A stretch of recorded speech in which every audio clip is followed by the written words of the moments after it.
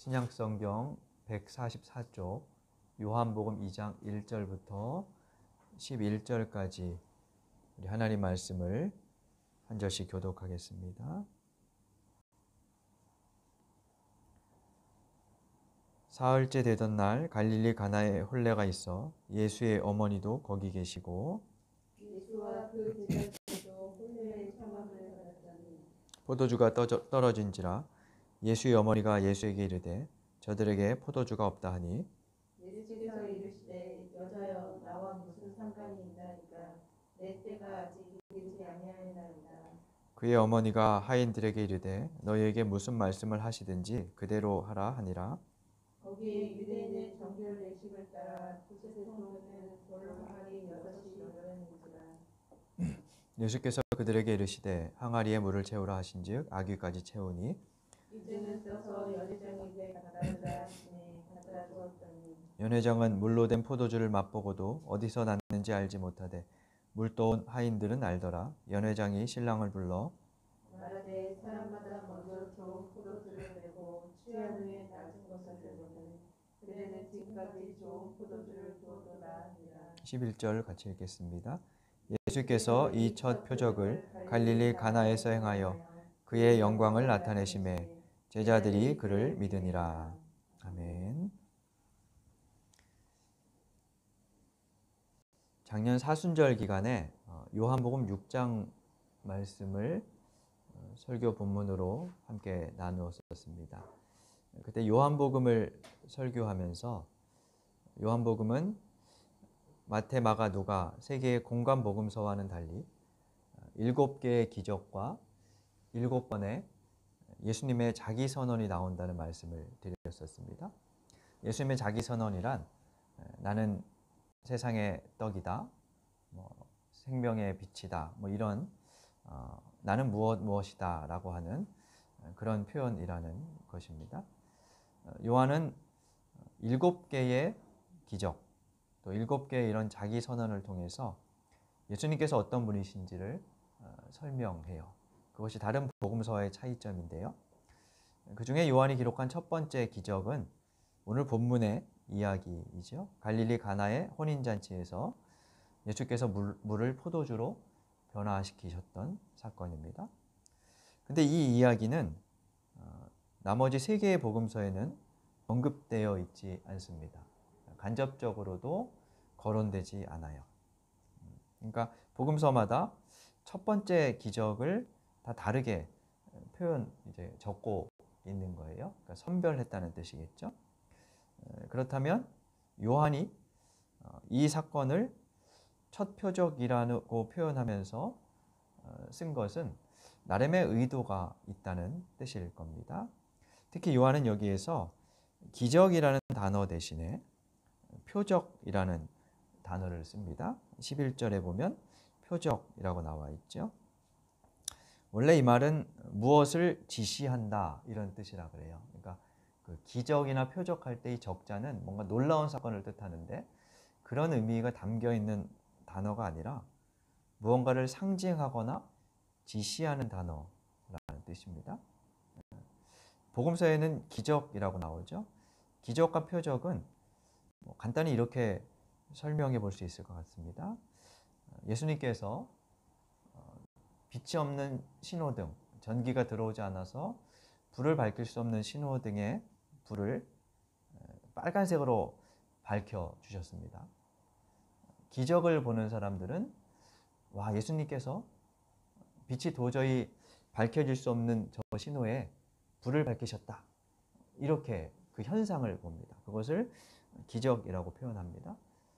그런데 표적이라는 말은 왜 예수님께서 빨간색으로 불을 밝히셨을까? 그 의미가 뭘까? 그것을 생각하는 것이라고 할 수 있어요. 요한은 기적을 표적이라는 단어를 사용해서 기술하면서 그래서 그 표적 사건 뒤에 의미를 덧붙이는 그런 모습을 우리가 볼 수 있습니다. 오늘 본문도 첫 표적이라고 쓰면서 몇 가지 의미를 드러낼 수 있는 표현들을 적고 있습니다. 첫째, 1절에 보면 이 일은 사흘째 되는 날 일어났다고 합니다. 여기서 사흘이라는 기준은 사실 좀 애매해요. 그러니까 사흘은 앞에서부터 이렇게 하루 이틀 헤아려야 되겠죠. 그래서 앞에 내용들을 찾아보면 1장 19절부터 한번 앞에 1장을 잠시 볼까요? 1장 1절부터 18절까지는 요한복음 전체의 서론격이고요. 그리고 본격적인 사건이 1장 19절부터 시작이 됩니다. 거기에는 세례 요한의 증언, 세례를 베푸는 세례 요한의 이야기가 쭉 나오고요. 29절에 보면 이튿날이라고 표현하고 있죠. 그러니까 19절부터 28절까지의 일이 있은지 그 다음 날이라는 겁니다.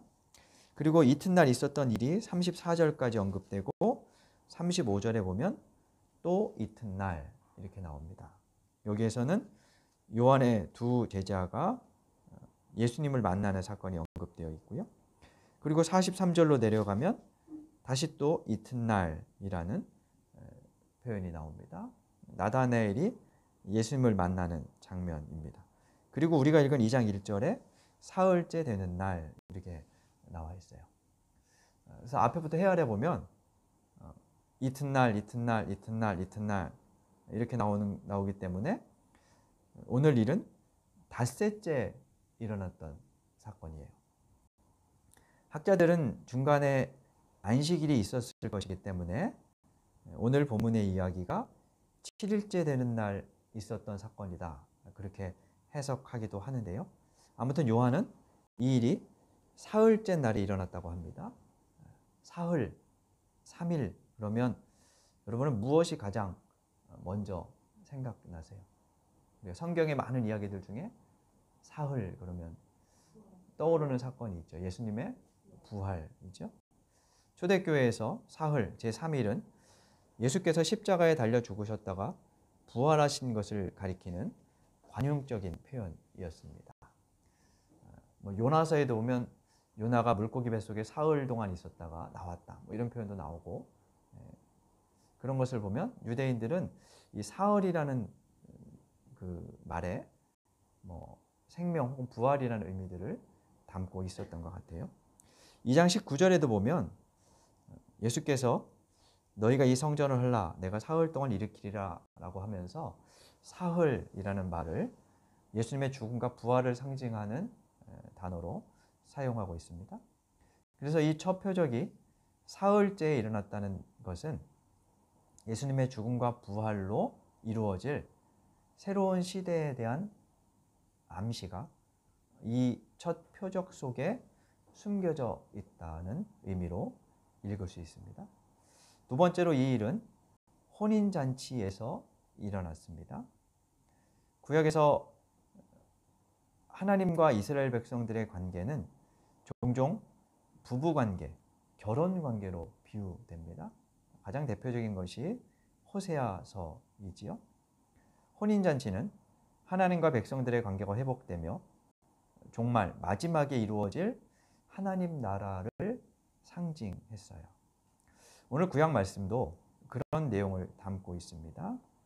우리 이사야서 62장 말씀을 잠시 한번 보겠습니다. 구약 성경 이사야 62장 4절 5절입니다.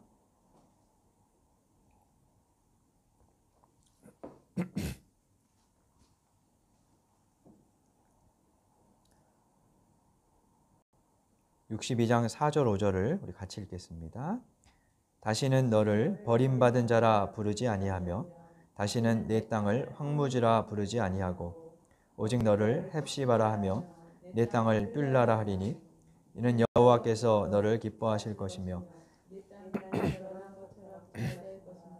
마치 청년이 처녀와 결혼함 같이 내 아들들이 너를 취하겠고 신랑이 신부를 기뻐함 같이 내 하나님이 너를 기뻐하시리라.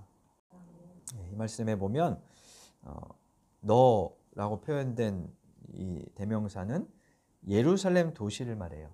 예루살렘 성을 의인화해서 설명하고 있는데요. 그 땅이 황무지가 되었다고 말하고 있습니다. 역사적으로 예루살렘이 황무지가 되었던 때는 바벨론에게 짓밟혀 멸망되었던 때였습니다. 그런데 그렇게 황무지가 되어 버려진 땅을 이사야는 앞으로 헵시바, 뷸라라고 부를 것이다 라고 말합니다. 여기 헵시바, 뷸라라는 단어의 밑에 줄을 보면 헵시바는 나의 기쁨이 그에게 있다. 뷸라는 결혼한 여자라는 뜻입니다. 버림받은 여인 같았던 예루살렘이 하나님과 결혼한 여인처럼 될 것이라는 말입니다. 그래서 다시 기쁨이 가득한 도시가 될 것이라는 뜻이죠. 하나님 백성들의 회복을, 신랑이 신부를, 또 신부가 신랑을 만나는 결혼잔치의 흥겨움과 기쁨에 비유하고 있어요. 5절이 그런 표현이죠. 이런 상징은 구약 예언서들에 여러 차례 언급됩니다. 그리고 차츰 메시아가 오시면 이루실 메시아 향연으로 발전되었어요. 그래서 복음서에서도 예수님은 신랑으로, 그분이 베푸시는 잔치가 구원 경험으로 그렇게 비유되는 것을 여러 차례 우리가 볼 수 있습니다. 요한계시록, 신약성경의 마지막 책인 요한계시록에 보면 마지막 때 종말에 이루어질 하나님 나라의 완성을 어린 양의 혼인잔치로 묘사하고 있는 대목을 우리가 볼 수 있어요. 아는 부르는 복음성가 중에 어린 양의 혼인잔치와 신부가 준비되었네 하는 그 찬양 가사, 요한계시록 19장에 언급되어 있습니다. 그러니까 구약부터 신약까지 하나님 나라의 모습을 혼인잔치에 비유해서 그리고 있는 거죠. 이러한 혼인잔치에서 가장 중요한 음식은 포도주였습니다. 유대 결혼 예식에서 피로연은 7일 동안 계속되는 마을 잔치로 치루어졌어요.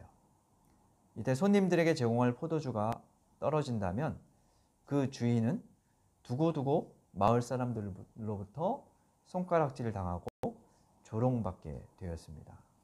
그래서 혼주는 몇 주 전부터 충분한 양의 포도주를 마련했습니다.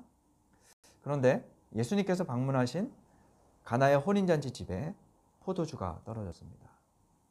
어쩔 줄 몰라 당황하고 있는 주인의 처지를 어머니 마리아가 예수님께 전하죠. 예수님의 4절에 나오는 예수님의 대답이 좀 퉁명스럽게 들리지만 어쨌든 결과적으로 예수님은 물을 포도주로 바꿔주셨습니다. 그것도 지금까지 맛볼 수 없었던 최상급 포도주로 변화시켜 주셨습니다.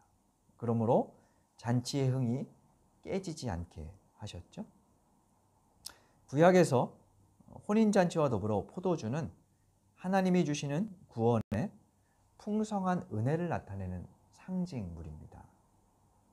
혼인잔치의 상징과 마찬가지로 장차 오실 메시아가 베푸실 향연의 풍요, 그 풍성함을 의미하죠. 이렇게 볼 때 예수께서 하나님과 사람들의 관계를 회복시키시고 구원하시며 최상급 포도주가 넘치는 하나님 나라를 가져오신 분임을 이 첫 번째 표적을 통해서 요한은 보여주려고 했던 것이에요. 세 번째, 6개의 돌 항아리에 든 물을 주님께서 변화시켜 주셨습니다. 6절에 보니까 요한복음 2장 6절에 보면 거기에 유대인의 정결 예식을 따라 두세 통 들은 돌 항아리 6이 놓여 있는지라 이렇게 말하고 있습니다. 그런데 사실은 그냥 돌 항아리 6이 놓여 있었다 이렇게 말해도 문맥상 아무런 문제가 없습니다. 요한이 그 항아리가 유대인의 정결 예식에 쓰이는 물을 담는 항아리였다. 이걸 이제 부연한 겁니다. 여기 정결 예식은 유대인들이 식사 전후 혹은 외출하고 돌아왔을 때 손을 씻는 풍습을 말합니다. 위생적인 차원에서 행했던 것이 아니라 종교적인 거룩함을 지키려고 행하던 그런 의식이었습니다.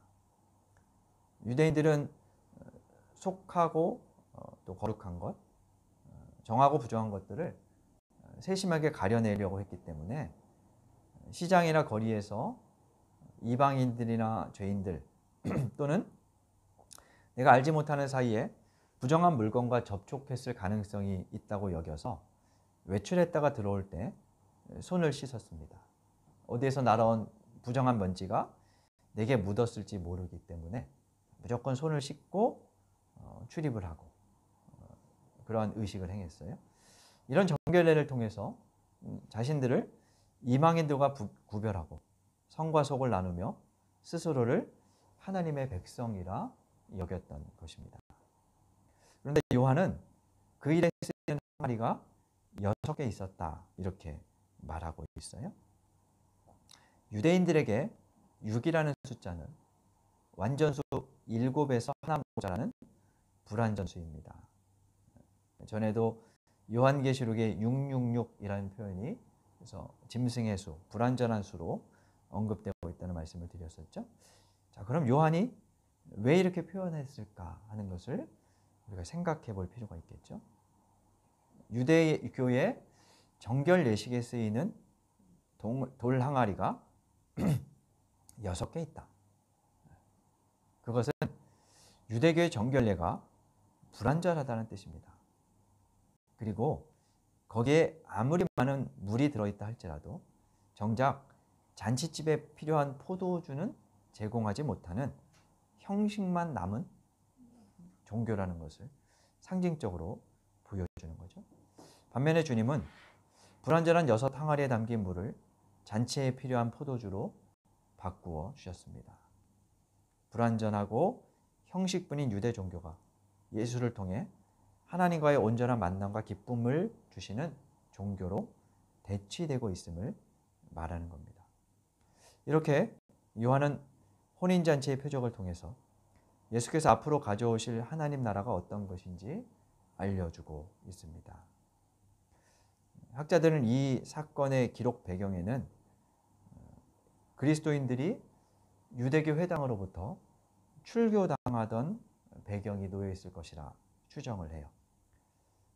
기독교가 처음부터 유대교로부터 분리된 것이 아니라 유대교의 한 종파로 처음에는 존재했었어요. 성경에 보면 유대교 종파가 여러 개 나오죠. 바리새파, 사두개파, 또 성경에 언급되지는 않지만 에세네파 등 여러 종파들이 있었는데 예수님을 메시아로 믿는 그리스도인들은 나사렛파로 불리는 그런 종파 중에 하나였어요. 예수님을 믿었지만 여전히 성전을 출입하고 회당 예배에 참여하며 아마 별도의 모임을 가졌을 겁니다. 그러다가 유대교에 어떤 변화가 생기면서 유대교인들이 이 나사렛파를 이단으로 규정하고 회당 출입을 금지하고 출교시켰습니다. 그것은 생존의 위협을 가져오는 일이었고 그래서 기독교인들 중에는 예수를 그리스도 메시아로 믿는 사람들 중에는 다시 유대교로 개종하려는 사람들도 생기게 되었어요. 그러한 배경을 이 본문이 깔고 있다는 거예요. 뭘 말할까요? 예수님이 시작하신 예수님이 종교를 시작하신 건 아니지만 예수님이 가져오신 이 그리스도교라는 새로운 종교는 유대교를 대치한다는 거예요. 불완전한 유대교의 정결례로서 할 수 없는 구원을 완전하게 이루시는 분. 구약에서 예고되고 있는 혼인잔치를 풍요롭게 하시는 분이 예수님이라는 것을 보여주는 것입니다. 그럼으로써 다시 유대교로 돌아가거나 혹은 그 유대교의 어떠함에 심취하지 말고 새로운 종교인 그리스도교에 헌신하고 이 공동체에서 혼인잔치의 기쁨을 맛보라는 그런 의미를 보여주는 겁니다. 우리 그리스도인들은 예수 그리스도께서 가져오신 하나님 나라의 잔치에 초청된 사람들이고 교회는 예수께서 주시는 그 혼인잔치를 매주일 재현하며 기쁨과 사랑, 화목을 나누는 공동체입니다. 그런데 그러한 공동체가 때로는 반목과 다툼, 갈등에 시달릴 때가 많습니다. 사도 바울 시대에도 그랬습니다. 바울이 고린도에 보낸 고린도전서에서 바울은 성령 안에서 하나 되어야 할 공동체가 깨진 채 분쟁하고 반목하고 있는 상황을 염려하며 고린도전서 12장에서 이렇게 얘기해요. 각자 받은 은혜와 은사가 다르지만 모두 한 성령께서 주신 것이다. 거기에는 우열이 없고 편가름이 없고 차등이 없다. 그래서 서로를 위해 봉사함으로 모두를 유익하게 하는 것이 중요하다. 그렇게 역설하고 있습니다. 그래야 교회 공동체의 잔치가 계속될 것이라는 뜻입니다. 덴마크 작가 이자크 디네센이라는 사람이 쓴 바베트의 만찬이라는 소설이 있습니다. 영화로도 만들어지고 또 연극으로도 여러 차례 공연되는 꽤 유명한 그런 이야기인데요. 덴마크의 시골 작은 마을에 바베트라는 행색이 초라한 프랑스 여인이 찾아옵니다.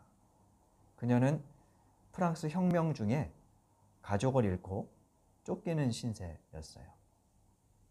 그런 바베트를 이 덴마크 시골 마을에 마르티나와 필리파 자매가 받아들여서 같이 살게 돼요. 근데 시골 작은 마을이다 보니 풍족하게 살지 못하고 있어서 그저 어렵게 함께 삶을 삽니다. 이 마르티나와 필리파 자매의 아버지는 그 마을에서 존경받는 목사였습니다. 근데 이제 오래전에 돌아가셨고 교회가 다른 목사를 청빙할 형편이 안 됐기 때문에 이 두 자매가 아버지를 대신해서 나이 든 성도들을 돌보고 있었어요. 하지만 교회와 마을이 형편이 점점 어려워지자 아버지가 계시던 때 화목하게 지내던 이 주민들 간에 싸움과 불신이 자주 일어나게 되었습니다. 프랑스 여인 바베트는 12년 동안 그곳에 살면서 마을의 그런 아픔을 보게 됐죠. 그러던 어느 날 바베트에게 한 가지 연락이 옵니다. 오래전에 프랑스에서 사두었던 복권이 당첨되었다는 소식이었어요. 당첨금이 1만 프랑이었다고 합니다. 인터넷에 검색해 보니까 1,000만 원이 좀 넘는 금액으로 나오더라고요. 당시 시골 사람들로서는 평생 만져볼 수 없는 매우 큰 금액이었습니다. 마리티나 자매는 바베트가 아마 그 돈을 가지고 이제 프랑스로 돌아가겠지라고 생각을 했어요. 근데 그 무렵에 돌아가신 목사님의 100번째 생일이 다가오고 있었어요. 그래서 바베트가 12년 동안 자신을 돌봐주었던 자매들에게 돌아가신 아버지, 그 목사님을 기리는 만찬을 차려서 마을 사람들을 대접하게 해달라고 그렇게 이제 요청을 합니다. 금욕적인 개신교인들이었던 이 자매들은 사치스러운 그 이국식 프랑스 만찬에 대해서 좀 걱정하면서도 바베트의 요청을 뿌리치지 못해요.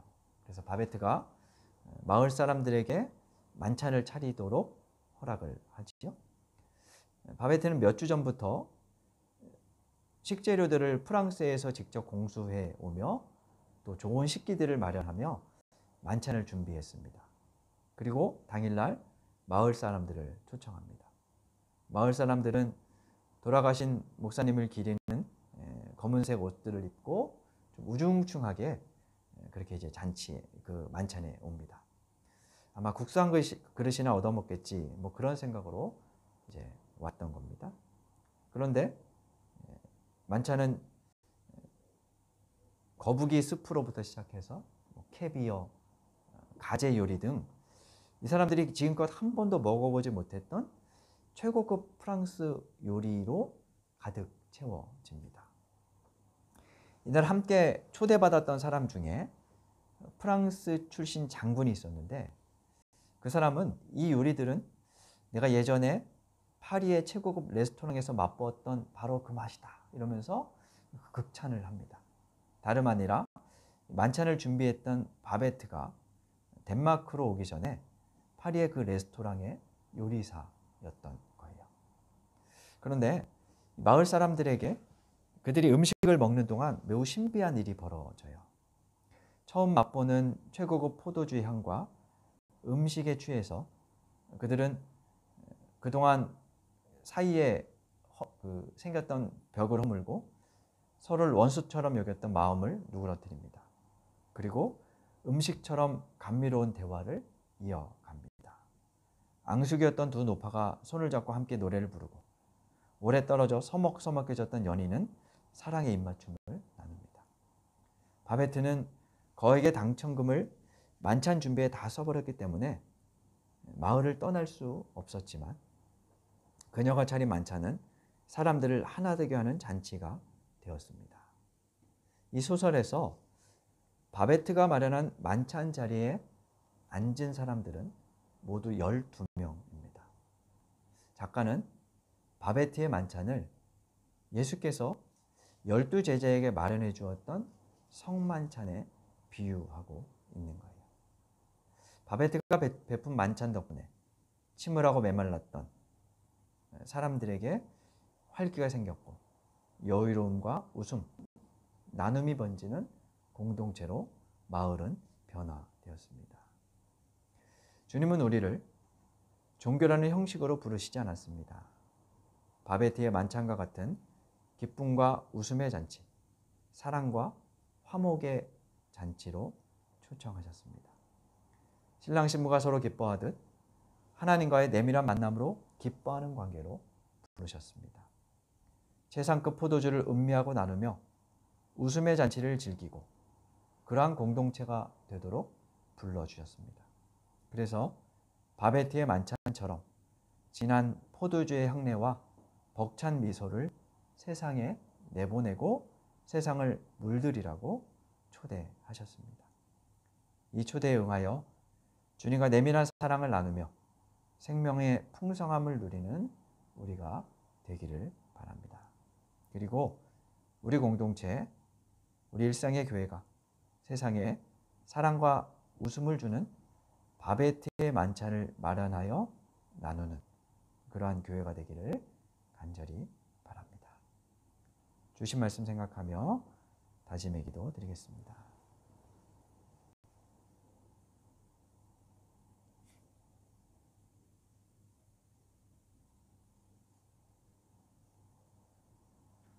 하나님, 가나의 혼인잔치에서 있었던 일을 묵상하며 주님께서 우리에게 주시는 구원의 흥겨운 잔치를 상상합니다. 그러한 은총이 우리에게 임하게 하시고 신랑 신부가 나누는 기쁨과 사랑이 주님과 우리와의 관계 안에도 넘치게 하여 주옵소서. 더 나아가 우리 공동체가 세상의 참 기쁨과 사랑, 화목과 화해의 만찬을 제공하는 주님의 공동체가 되게 하옵소서. 예수님 이름으로 기도드립니다. 아멘.